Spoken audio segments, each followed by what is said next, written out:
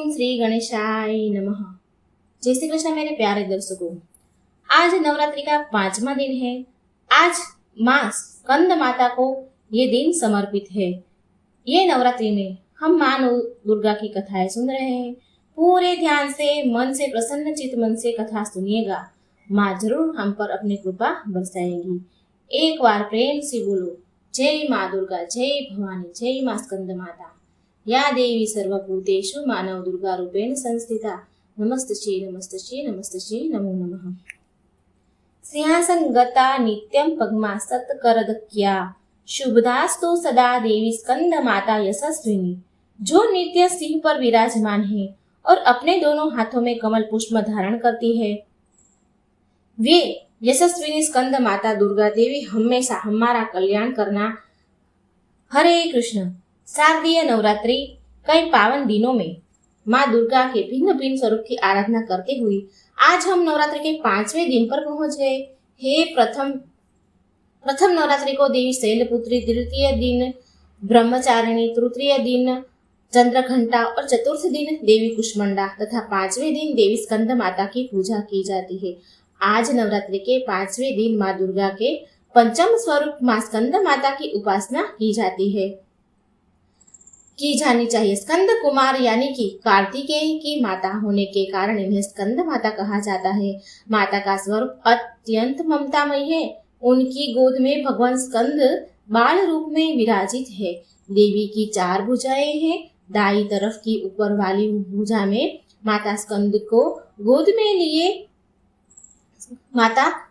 को भगवान कार्तिकेय को गोद में लिए हुए है और नीचे वाली भुजा में कमल का पुष्प सुशोभित है। बाईं तरफ ऊपर वाली भुजा वर मुद्रा में है और नीचे वाली भुजा में कमल पुष्प है। इनका वर्ण श्वेत है और वे स्वयं कमल के आसन पर विराजमान है, इसलिए उन्हें पद्मासना भी कहा जाता है।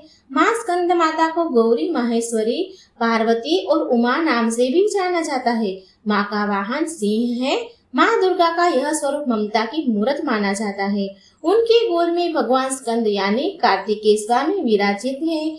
ऐसे कहा जाता है कि स्कंद माता की श्रद्धा पूर्वक पूजा आराधना करने से संतान सुख की प्राप्ति होती है और आपके संतान की हर दुष्ट प्रभाव से स्कंद माता रक्षा भी करती है।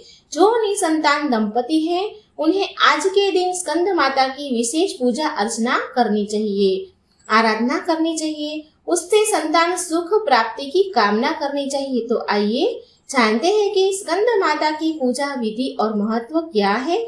नवरात्रि के 5वें दिन भी हर रोज की तरह सुबह ब्रह्म मुहूर्त में उठकर स्नान इत्यादि से स्वच्छ हो जाए, स्वच्छ वस्त्र धारण करिए और फिर घर और पूजा के स्थान को गंगा जल या गौमूत्र से शुद्ध कर ले। उसके बाद कलश की स्थापना की जाती है, तो वहां जाकर पूजन करें। उसे फूल, सुगंधित द्रव्य, अबीर, गुलाल, सिंदूर, अक्षत इत्यादि से पूजा करें। फिर माँ का भी इसी प्रकार का पूजन करें, श्रृंगार करें, पूजा करें। फल, फूल, मिठाई और इलायची, सिंदूर, अक्षत, धूप, दीप और केले का फल अर्पित करें। माँ की आरती और स्तुति करें। फिर स्वादिष्ट व्यंजन और पकवान का भोग अर्पित करें और स्कंद माता से अपने संतान की रक्षा हेतु प्रार्थना करें। यदि संतान प्राप्त करने की इच्छा रखते हैं तो उन्हें संतान सुख की याचना करें और विशेषकर अपने तथा अपने परिवारजनों के लिए कृष्ण भक्ति की याचना अवश्य करें। तत्पश्चात प्रसाद वितरण करें और इस प्रकार संपूर्ण विधि विधान पूर्वक अपनी पूजा संपन्न करें। नवरात्रि के 5वीं तिथि की अधिष्ठात्री देवी स्कंद माता है, इसलिए अगर किसी व्यक्ति को संतान का अभाव हो तो स्कंद माता की पूजा आराधना करके इसे मंत्र का जप करना चाहिए। ओम स्कंद मात्रे नमः। चलिए अब यही भी देख लेते हैं कि माँ दुर्गा को स्कंद माता क्यों कहा जाता है। इसके पीछे की पौराणिक कथा का श्रवण करते हैं। इसका वर्णन हमें शिव पुराण में मिलता है। यह उस समय की बात है जब तारकासुर नामक एक दैत्य का अत्याचार अत्यंत बढ़ने लगा था। तारकासुर की उत्पत्ति कहाँ से हुई, यह भी एक बड़ी रोचक कथा है। तो एक समय ऋषि मरीच के पुत्र ऋषि कश्यप जी ने 13 पत्नियां थी और वे सभी प्रजापति दक्ष की पुत्रियां थी। उनमें से सबसे बड़ी पुत्री का नाम था दीदी, जिनके पुत्र हिरण्यकश्यपु और हिरण्याक्ष इन दोनों का वध श्री हरि नारायण ने नरसिंह अवतार और वराह अवतार में किया था। इसलिए दति ने फिर से अपने पति से एक पुत्र की मांग की और तब ऋषि कश्यप ने दीदी से कहा कि ब्रह्मा जी की तपस्या करने से वह पुत्र की प्राप्ति कर सकती है। अपनी पति की बात मानकर दति ने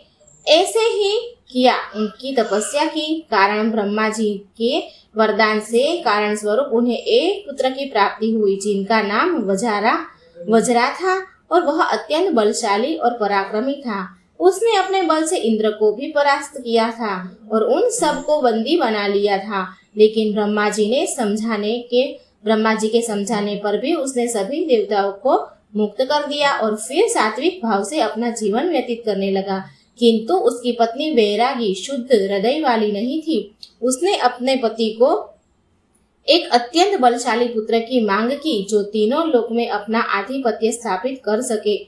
वैरागी की यह उसे बात की अच्छी नहीं लगी, लेकिन फिर भी पत्नी के मुंह में उसने वचन दे दिया और ब्रह्मा जी की तपस्या करने लगा, जिससे वैरागी ने एक पुत्र को जन्म दिया। उसका नाम ताड़कासुर पड़ा।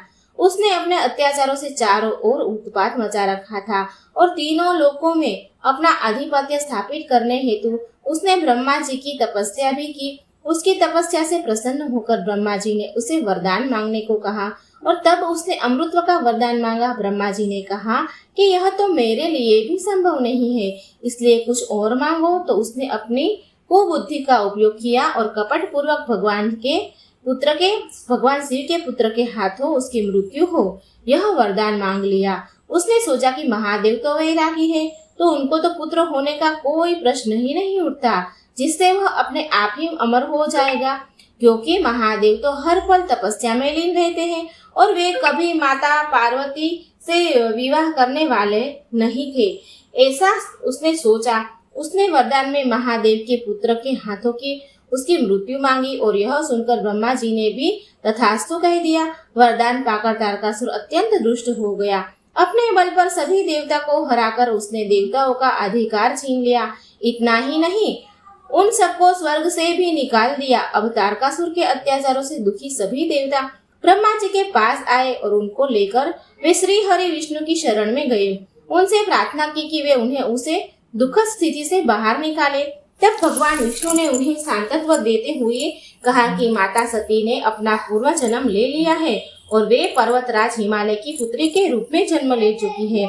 वे बहुत ही जल्द महादेव से विवाह करेगी और उनके पुत्र से ताड़कासुर का विनाश होगा। तत्पश्चात कुछ समय में ही माता पार्वती ने घोर तपस्या करके महादेव को प्रसन्न किया और उसने विवाह किया। महादेव की अर्धांगिनी बनकर माता पार्वती ने एक पुत्र को जन्म दिया, जो स्कंद यानी कार्तिकेय है। माँ पार्वती ने अपने पुत्र स्कंद यानी कार्तिकेय को तारकासुर के साथ युद्ध करने के लिए प्रशिक्षित करने के लिए यह स्कंद माता का स्वरूप धारण किया था। स्कंद माता ने युद्ध का प्रशिक्षण लेने के बाद कार्तिकेय को भगवान विष्णु ने सभी देवताओं को सेनापति घोषित किया और युद्ध में कार्तिकेय ने तारकासुर का अंत कर दिया। स्कंद माता की कृपा से मुंड भी ज्ञानी हो जाते हैं। उनकी पूजा आराधना करने से मनुष्य के सभी पाप नष्ट होते हैं और जीवन में संकट दूर होते हैं। स्कंद माता ममता बरसाने वाली देवी है। वे अपने भक्तों पर सदा अपनी कृपा रखती है, इसलिए आज के दिन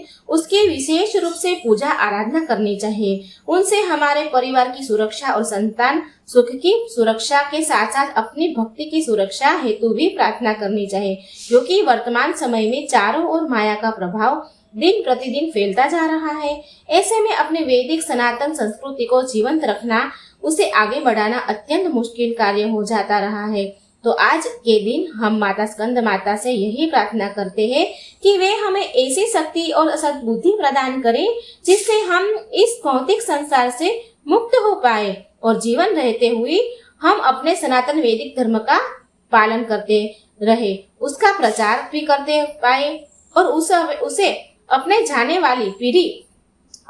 वाली पीढ़ी तक पहुंच पाए। अगर आपको आज का ये वीडियो अच्छा लगा है मेरे प्यारे मित्रों, तो शेयर कीजिए, वीडियो को लाइक कर दीजिए और चैनल को सब्सक्राइब करना बिल्कुल भी मत भूलिए। यह नवरात्रि की श्रृंखला आपको कैसी लग रही है? और सबसे महत्वपूर्ण बात, हमारे लिए भी स्कंद माता से प्रार्थना कीजिए कि हम अपनी शक्ति से, अपनी बुद्धि से भगवान की आगे ऐसी ही कथा हम रखते रहे, निरंतर ऐसे भक्ति भाव पर हम आगे बढ़ते रहे। तो बोलो स्कंद माता की जय। जय श्री कृष्ण। राधे राधे। Thank you.